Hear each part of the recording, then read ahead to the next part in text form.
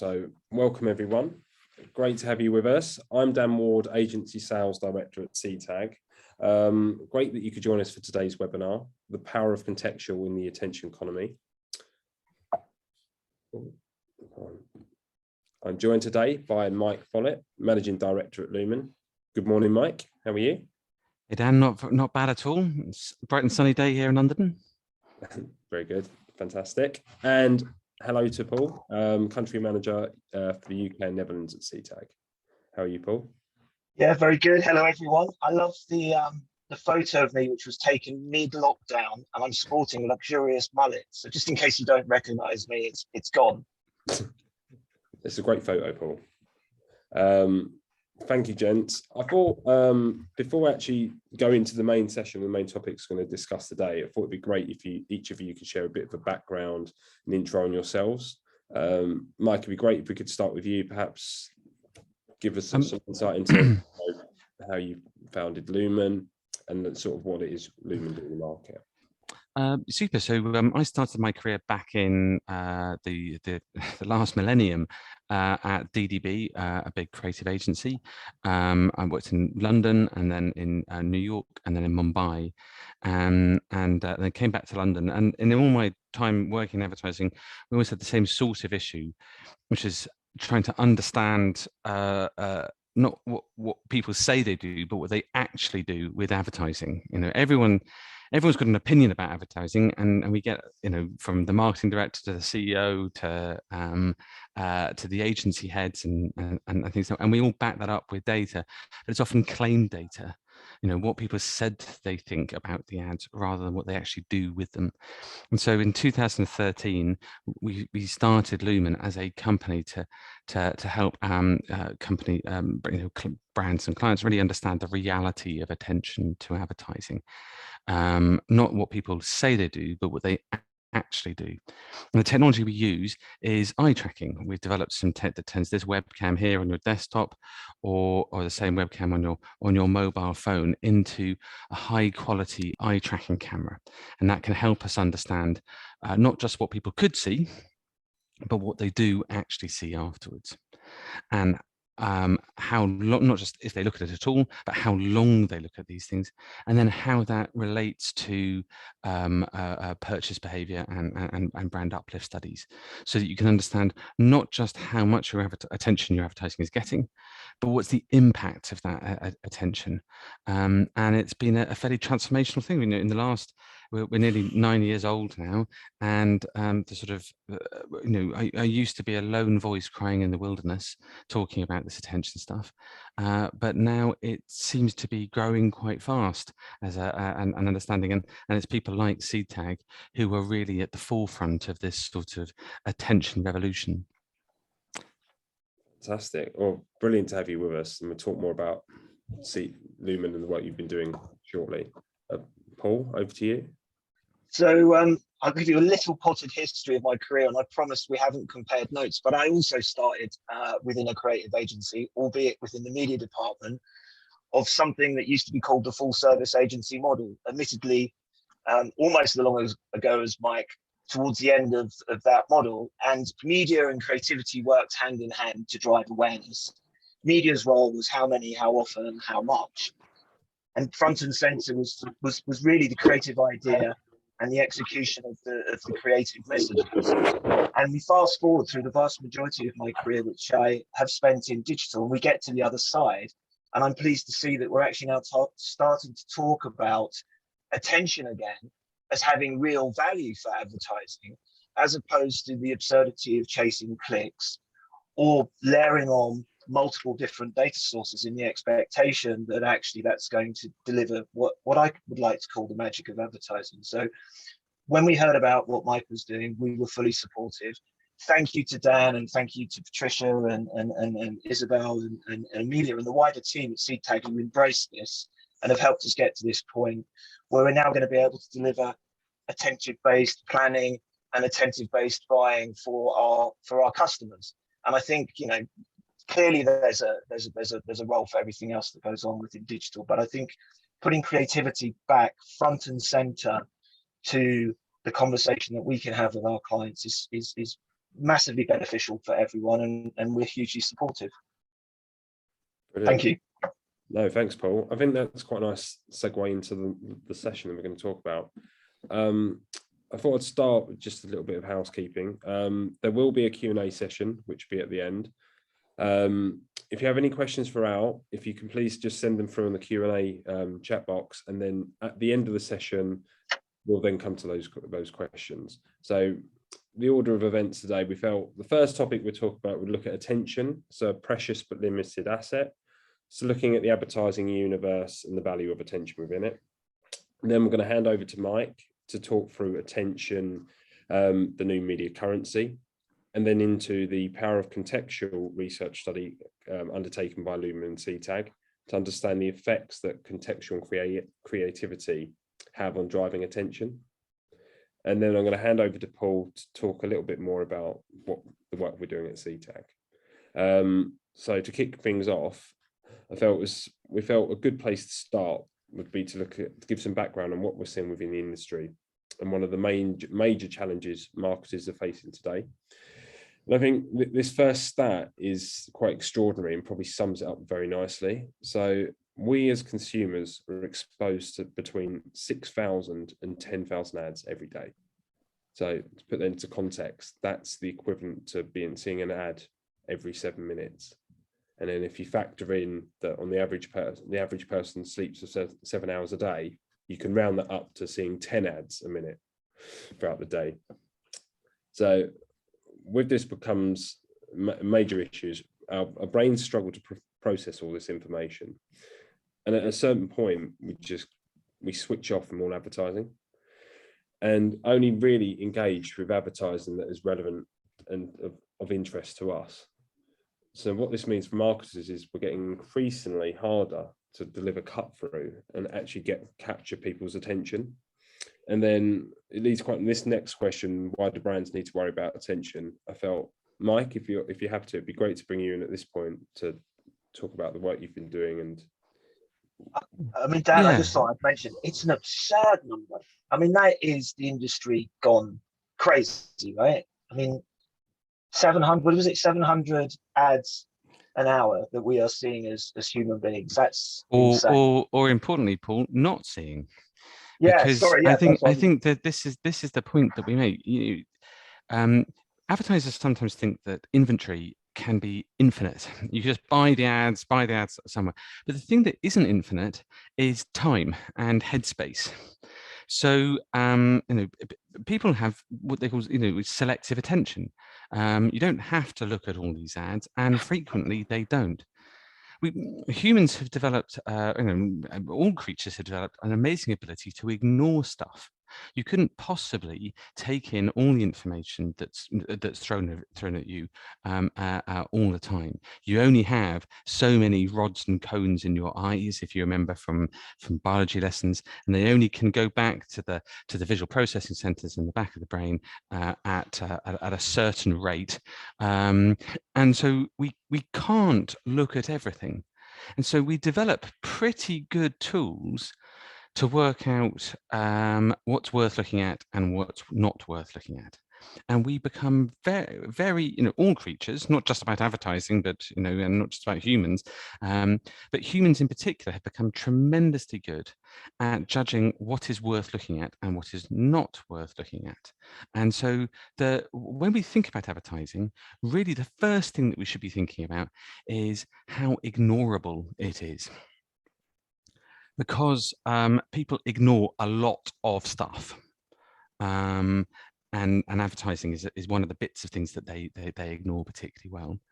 But if people choose to engage with your ad, that attention can be tremendously valuable. It's not just that the ads appear in front of people, but it's that they look at them, and when they look at them, when they engage with them, it's not a guarantee, but if they engage for a significant amount of time, that can have big impacts on people's brand awareness of companies, but also their purchase intent as well. What we have consistently found at Lumen is that the ads that get the most attention are also the ads that drive the largest impacts on softer measures like recall or consideration or even advocacy, and definitely are the ones that drive more sales. Some brands are more responsive to advertising than others. If you have particularly a great offer, or you have particularly good creative, then the impact on sales can be very, very immediate. If you have a slightly more complicated offer, or frankly, not very good advertising, the impact on sales can be less immediate. But there is almost always a link between what people look at, what they remember, and what they buy from.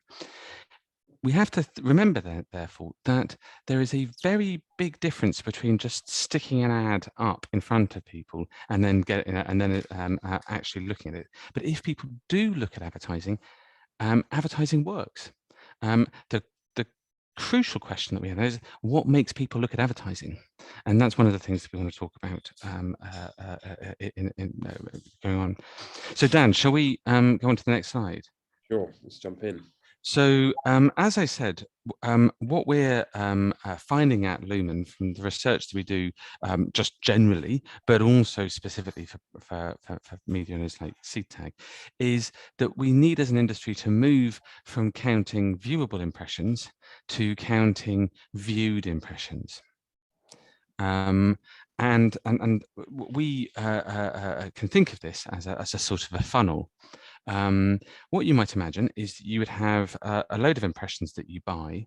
Some of those would be on the screen for 1 second, some for 10 seconds, some for half a second, but they do reach the screen, and they could be seen. The next thing that you have to look is not just could they be seen, but were they seen? So I'm talking through this funnel to the right here. Did they get looked at? And if they get looked at, how long did they get looked at for? And what you can do is you can multiply the percentage chance of these ads getting looked at with the view time, and multiply that by 1,000. Media is always bought and sold in thousands. Just wait, sorry, Laura. Laura, sorry, can I just ask you to? I'm just on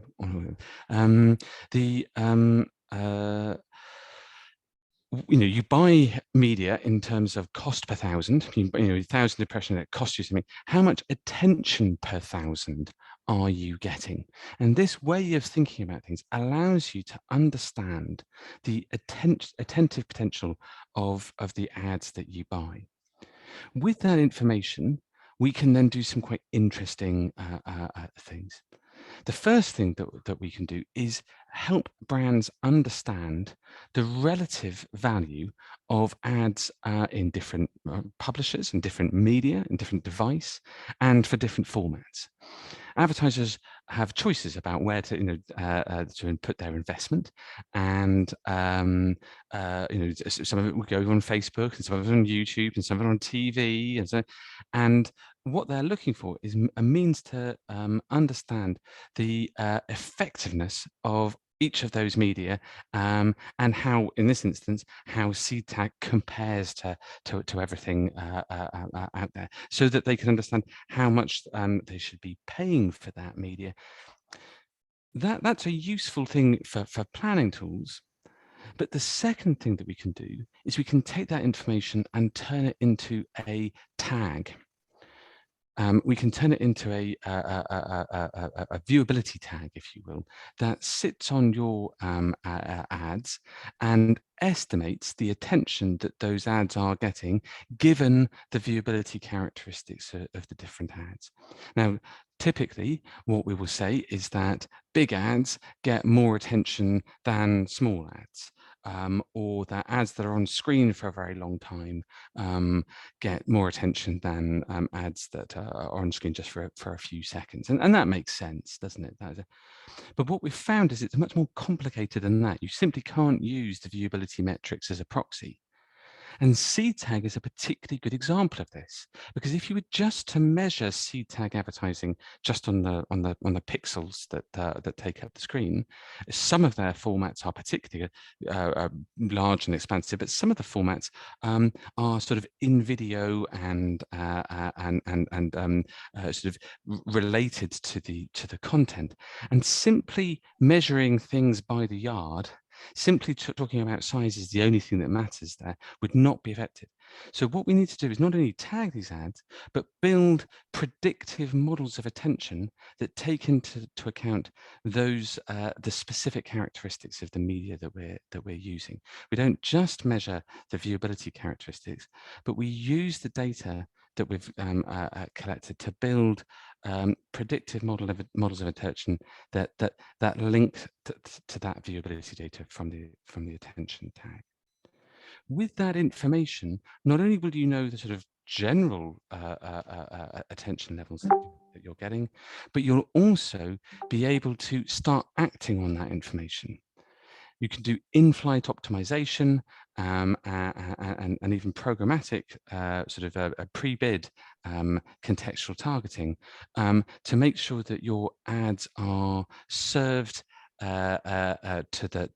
the right environments, and you're also investing in the right formats to drive the most attention on the basis of the objectives that you have.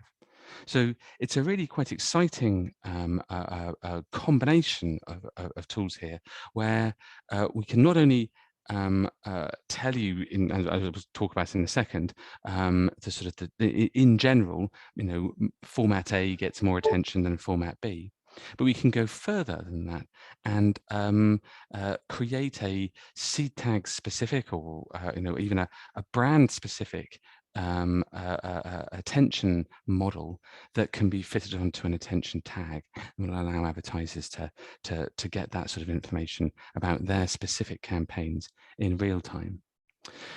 So if we go on to the next slide, Dan, what we can also say is it isn't just, I was just saying there that we have this predictive model, and typically the predictive models would say that big ads are better than small ads, and usually they are. But you have these outliers where, like Seedtag, where it isn't just about size, but it's also about the nature of the format itself. But also, finally, we're also beginning to realise that context makes a difference, and this was the primary focus of the ad of the project that we wanted to look at, not just to look at how Seedtag generates attention because of their format, but also to measure the impact of the contextual data that they can provide. So if you go into the next slide now. What we found amongst a very large study of around about 1,200 people was that Seedtag ads get noticed in general significantly more than standard formats, and more than social formats as well, even more than many forms of outstream media. The second thing we found, and this is super important, is that they get noticed for longer.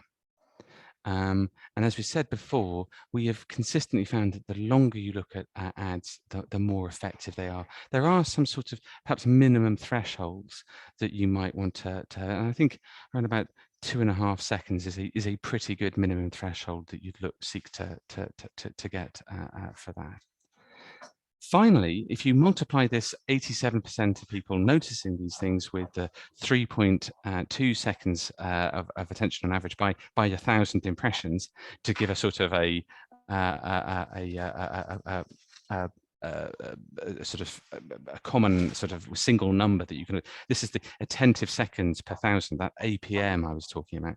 You can start seeing that Seedtag formats in general are getting significant amounts of attention relative to the rest of the market, especially relative to standard display and outstream video, which is really just, interesting to see. Some of the Seedtag, this is obviously an aggregate number. Some of the Seedtag formats do even better. Other formats obviously do slightly less well there. But in general, the formats themselves are doing extremely well in generating attention. And again, for us, that was somewhat not surprising, but like I say, given the fact that it's not just about size and screen real estate, but it's also about the specialness of the format itself. We found that a very interesting learning. If we go on, Dan, what we found as well is we did a load of tests to look at the impact of contextual. Those results are fantastic, brilliant, well done. Yeah, but what is it? What's down to format, and what's down to context? But what's interesting here is that we set up. It's difficult to buy. I understand it's difficult to buy Seedtag stuff outside of the context. You'd never end up. That's part of the offer. So what we didn't want to do is put a load of Seedtag ads in an unrealistic environment, sort of totally out of context. So you never buy that sort of stuff. But what we did do is a series of tests to look at how do standard formats do out of context. How do standard formats do when they're in the same sorts of context that Seedtag can deliver? And then how can Seedtag help you when they are served in context, in this similarly contextually relevant environment?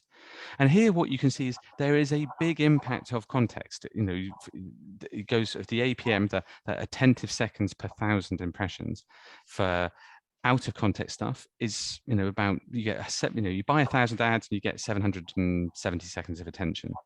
If you put it in context, that goes up significantly. So context matters there. But when you have context and the Seedtag format, you have obviously a significant thing. There's a question here from Lazar about how do we define the context, and that's about the contextual congruence between the topic of the ad and the surrounding article. That these tests are all done on newsbrand websites, and so relatively high quality publishers, but some of those articles will have been relevant for a car brand or for a food brand, some not. When you combine not just the ad, but also the contextual relevance, you see some significant increases, and this points to the way that the success with Seedtag is not just down to the format itself, but is also down to the contextual effects. So if we go on to the next slide, Dan, this is where I sort of hand over to Paul, because this research points the way, but at Lumen especially, we think that the research projects are really, really interesting. We really like doing them, and we're very happy if anyone on the call would like to pay us money to do research. That's fantastic.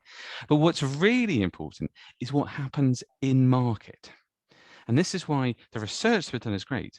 But what we've done is we've built Seedtag, its own predictive model of attention, which can then be linked to live campaigns.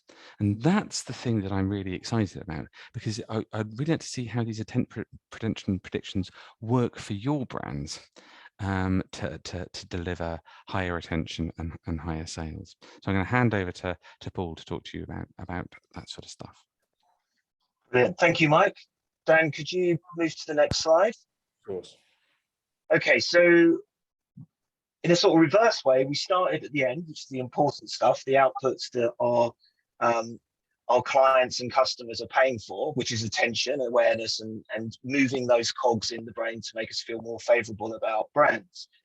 So I'm going to start at the beginning, and we talk about this a lot at Seedtag, which is full stack contextual, but it's actually not the way we define our technology. It's actually a philosophy, and it's a philosophy that's based on the technology itself, which actually also has human intervention in the sense that we get humans to check the model to ensure that they are interpreting the information and scoring it and then putting it into mathematical models in the correct way. And we do this without cookies or mobile IDs. But we've also invested a huge amount of time, effort in building out a creative resource, a creative studio that has tools and people that come together to create great ideas for brands. And then we also work with premium supply, which is significantly, it has a significant effect. Some of the titles, some of the publications, some of the news websites we work with have heritage stretching back hundreds of years. And I think Mike will touch on it, but actually just named brands and then delivering contextually relevant advertising within their content is what drives attention, as we've heard earlier on. Dan, can we move to the next slide? So there's 3 pillars for us. And then the final pillar that we've invested time and effort in over the last 12 months is building out our capabilities in terms of strategic insights. So you have the technology, you have the creativity and the human intervention, the human ideation. You have the premium publishers that we work with, again, without any form of personal data, completely cookie-free. And then we have the data scientists that are looking at the contextual signals and building out strategies and insights around how brands and advertisers are currently being talked about, communicated about, and written about. Just to give you an indication of the scale of this endeavor, if you're looking at the image, 47 million pieces of content were analyzed in the last 7 days across 2 billion impressions across our Seedtag network, where we have offices in 9 languages. And everything that we look at scores it along the lines of brand suitability. Is that content valuable to the advertiser in question? And then places the creative in the most appropriate place, which we've heard contextually placed creative drives attention much better. And as I said in my earlier opening, I'm pleased that we've now moved the conversation back to what should be important, which is attention, rather than struggling to see value in clicks or struggling to see value in hyper targeting with no real evidence. So that's me. I think we now move on to a Q&A session. I think it was just an example, wasn't it, Paul, we had just to bring to life the creative in the right context setting. So an example. Yeah, absolutely. So yeah, and the creative, again, one of the things that we work with very closely is the editorial teams to ensure that our creative is not intrusive, that it's seamlessly integrated into the content. Going back to Dan's point of 6 to 10,000 ads, I mean, that suggests to me that the targeting platforms are completely off kilter, because that doesn't appear to be hyper targeting. That seems to be more like spray and pray and just hope that someone's going to respond to one of your ads. And I think that's because there's so many different versions of cookies out there that people are being picked up and put in a lot of different buckets. Interesting. Guys, thank you very much for that. It's really insightful. Dan, before you go on, I just wanted to, because we have this image here as well. I just wanted to highlight what one of the reasons why I think this study was so interesting for us. So as I say again, we did a study amongst 1,200 people who were asked to read a number of websites and a number of newspapers, and on some of those newspapers and websites, they were served the Seedtag ads of different sizes, but also a load of other ads as well. It was a normal viewing experience. What's interesting about the Seedtag format, I think, is that if you just measured it simply on the basis of viewability or of screen real estate, or of how much of the whole screen it takes over, it may not actually score very well just on those metrics. But what's particularly interesting, as you see this example here, is the fact that it's expandable and it moves, and then it sits on top of the content in a not interesting but non-intrusive way. We found meant that we had to build a new model of attention to take that into account. And this, I think, is a particularly good example of why you couldn't just use standard usability metrics to judge that. And then, nice. I think that your final summary there, Mike, actually leads into one of the first questions we've had, was what is the different variables that are taken into account when you're building the predictive model? So the model is based on a number of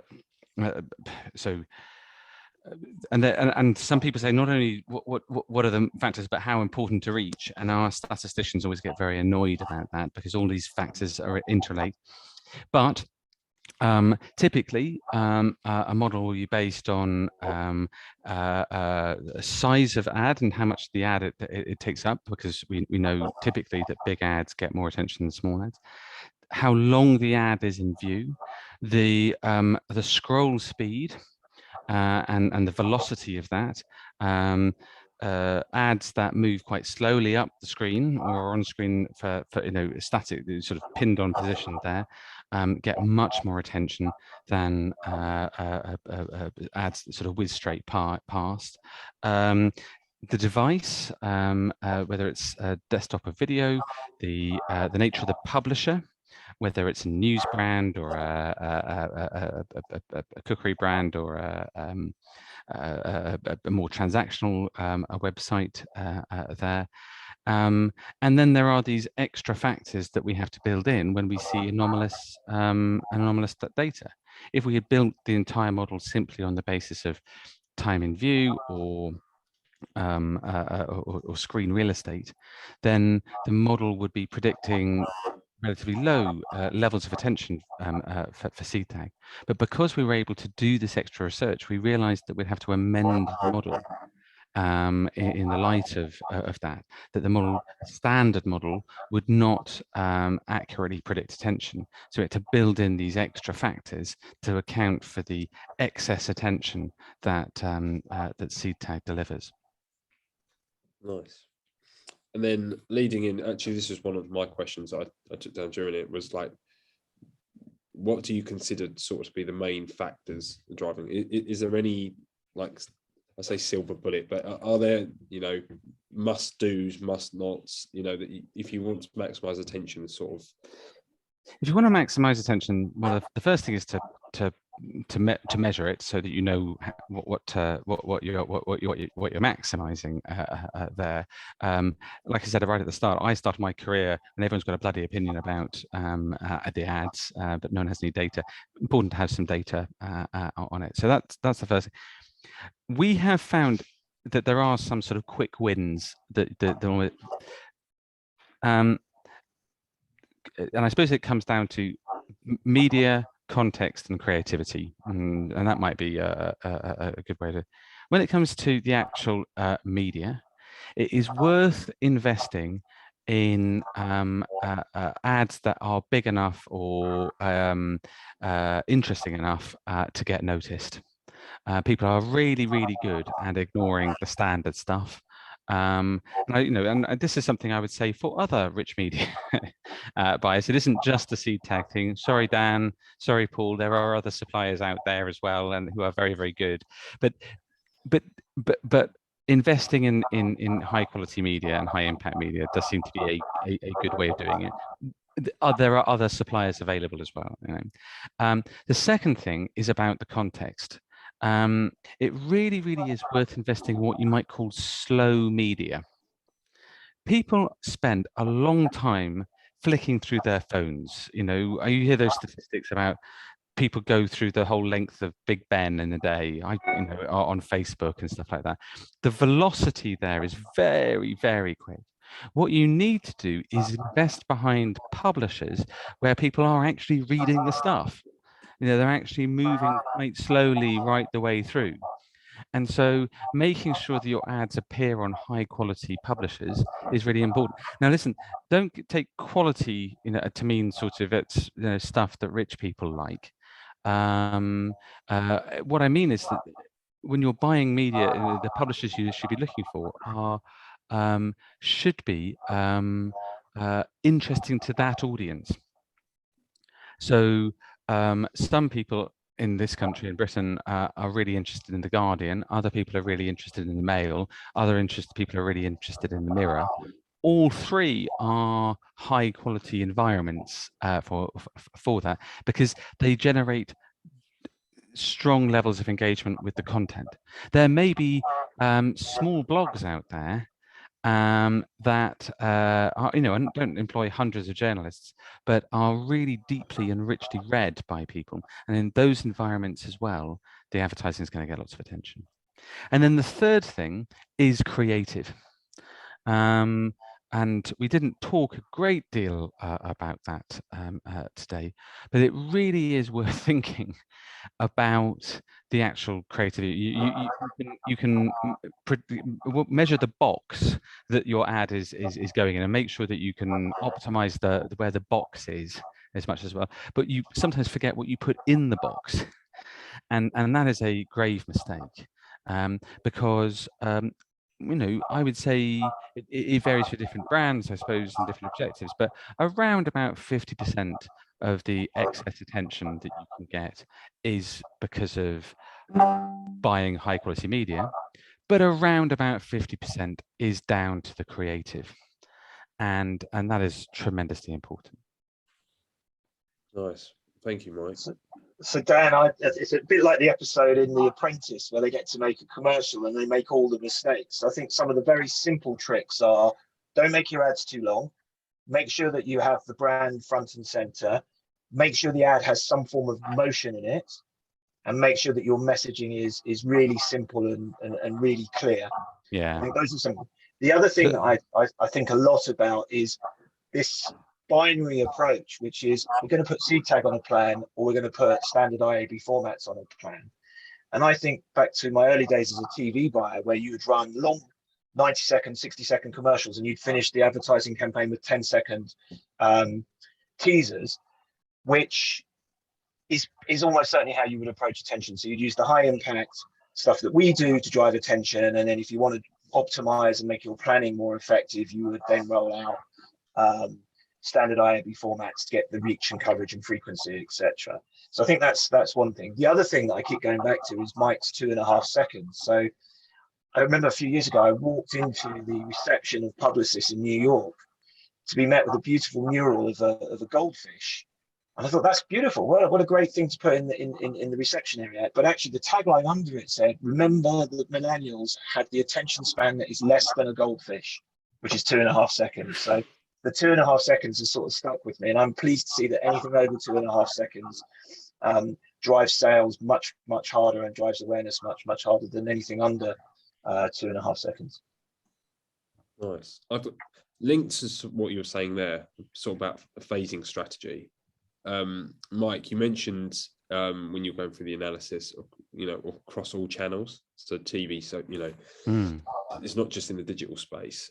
Building upon Paul's point, have you, from the brands you've worked with and other partners, is there an approach you recommend adopting across the entire media ecosystem in terms of how you should be phasing campaigns to help maximize attention? And then a question I think links quite into this from one of the questions from the Q&A we've had is, do you have any evidence to prove that planning to attention can deliver tangible results for brands? So I think that sort of... Yeah, absolutely. I think it's very much, we are finding that there are strong links between the attention predictions we make and clicks and sales. It like I say, it differs from different brands. Some brands see very strong results. Some campaigns see very strong results. Others, it's a bit more complicated, but they all generally point in the same direction, which is attention leads to sales. We won an award a few years ago with British Gas, showing the link between those two, the attention and clicks and attention and conversions. And we've got working with people like Havas and Dentsu at the moment to embed these attentions and predictions into their buying systems as well. So there's a lot of evidence there, but most of this stuff is on the assumption that all ads are equal, and that seeing one ad doesn't necessarily impact the attention that you get from for the subsequent ads. What we've seen recently, though, is that the models might not take into account the fact that there is quite a big priming effect. If you start your campaign with a bang, then it has a significant effect on the noticeability of campaigns, of ads afterwards. So, Paul, we were talking about this in TV. Often what you will do is you'll start the campaign with a 60-second TV campaign, make sure that people have got it, and then you can, it's sufficient to have cut downs after that, sort of 30-second, 15-second, 10-second cut downs of the ad, because what you need is to jog people's memory of that afterwards. If they've seen the ad, you can be confident about that, and then therefore they're more likely to notice and more likely to remember shorter ads. I think the same thing can be done online. Starting your campaign with a big bold, a big bang, and then that will have a multiplier effect on subsequent things. And this is something that we have found with one of Seedtag's competitors. So I won't name them, but we've seen this effect there. And that idea of an attention stock, like a TV ad stock, but you have a digital attention stock, I think could be really, really interesting, and is something that we'd love to explore in the future. Fantastic. I think we've actually had quite a lot of questions. I think there's actually one here for both of you, about how are your solutions compliant with GDPR and privacy regulations? Maybe, Paul, do you want to take this first? Yeah, I mean, look, contextual by its very nature uses the signals that are on the text and the images. It's very immediate. We're not storing and collecting data. We store the article and our perception of the article and which of the 630 contextual categories we place it in, and we can build custom ones. So there's no exchange of data, and therefore it's highly future-proofed. It's very compliant with GDPR. And it's in line with all of the privacy regulations. Now, what's interesting is the whole privacy debate is changing pretty quickly at the moment. If you look at the announcement recently from what Google's going to do, which is pretty much mirroring what Apple have already done in a much slower way, but they will be phasing out mobile identifiers. They're going to phase out cookies. They are looking to replace the information outside of the Google walled gardens with topics, which you could say is the entry point into contextual. And I think, Europe, in a strange way, has become this sort of super regulator. So what's actually happening here within Europe, and we're a Spanish headquartered company, is actually going to play out in across the rest of the world. So I think we're very well set up. Contextual, certainly from our perspective, we're seeing a lot of plans where advertisers are now running at least 25% of their budget with no data, just contextual, to see what the difference is before the data before it gets phased out. And I do think that actually some of the practices that exist today are almost certainly going to get phased out. I'm still being followed by a platform based on a purchase I made 6 months ago. That's just really inefficient use of my attention if they targeted something I bought 6 months ago. And I think that happens all the time. Yeah, and just to reassure everyone, our tag is very much like a viewability tag. It's an event tag, doesn't take any user information at all. All it does is it says that this ad was served on this website, and it was in this location and viewable in these particular ways. The tag's a little bit more detailed than a traditional viewability tag. So it takes in more data about the life of that ad on screen, but doesn't take any user data in at all. And then the second thing is that obviously the research projects that we do, the panels that we run, and then the additional research that we've done for Seedtag, all of that is fully consented. And so the models are based on GDPR compliant data, and then the tag itself is GDPR compliant. It's very, very important. I think that probably links as well to another question here, Dan, about attention performance by context, but also by audience. And the questioner is absolutely right. Audience is super important. If you're, insurance advertising is very boring until you need to do your car insurance. And then it goes from being sort of pollution to utility. So there are quite big differences by first-party data. Those can also be added into a predictive model, but they don't need to be added in. And I think what's really important is, given the changes that are afoot right now, what we want to do is build a solution that could include first-party audience data, but didn't need to include that, because there are some significant improvements that you can see just by targeting the high attention media with the high attention context that are sufficient in themselves, even without including that audience data. Nice. I think we've had quite a lot of questions. I think we've probably only got time for one more. Just looking. We do the Harry Bevan one. I think that's quite an interesting one. I was gonna say, should we finish on that one? I'll read it out. So Paul mentioned brand suitability and brand safety. How important is brand suitability in the case of attention? And should we be looking at moving away from hard keyword blocks and looking at more sentiment of the article in order to gain greater attention? So look, from my perspective, I get very frustrated with the way that brand safety operates within the digital space at the moment, because I think it's a very blunt tool. We've seen some insane issues with some of the brand safety tools that are out there. For example, the word "who" being blocked because they couldn't distinguish between the World Health Authority or the World Health Organization and actually the word "who."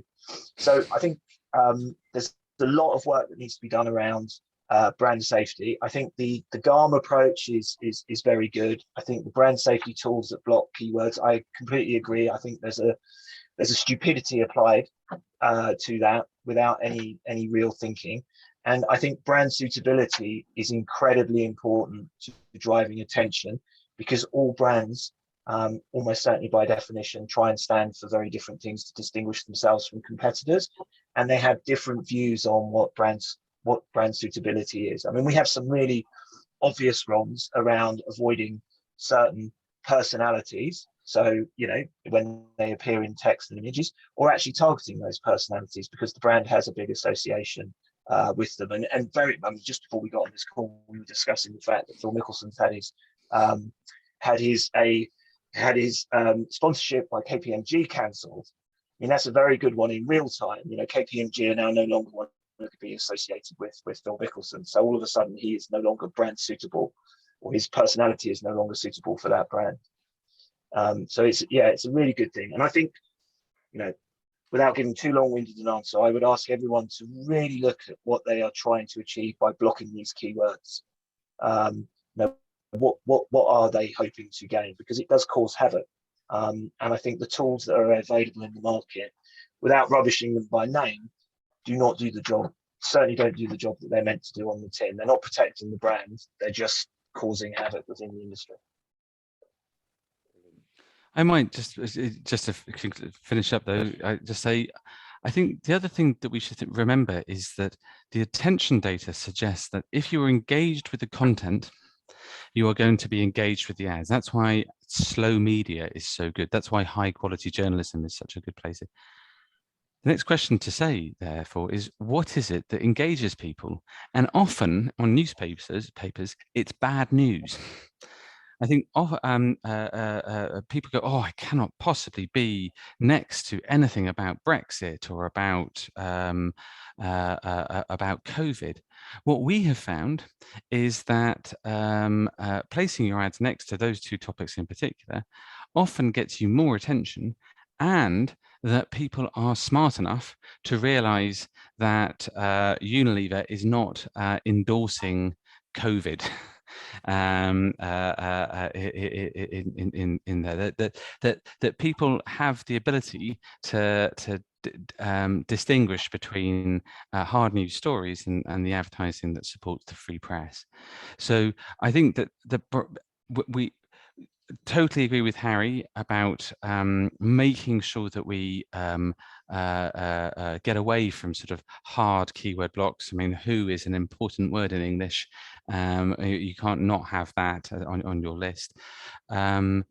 But I'd also go even sort of further to talk about this sort of brand suitability, to open up our minds as to what is a suitable environment, and be perhaps a little less sort of restrictive, because in the real world, people are pretty smart. Nice. I think that's quite a nice closing speech there, Mike. I just want to say thank you so much to you both for taking the time out to take us through this presentation and then answer questions at the end for us. It's, yeah, very engaged, very interesting conversation. Thank you very much. Super duper, really nice to meet you all. Sure. Yeah, thank you for everyone who attended, and I hope you enjoyed it, and I hope it's raised some questions around what's actually of proper value when you're planning your digital campaigns. Brilliant. Thank you, everyone. I hope you have a nice day. Take care.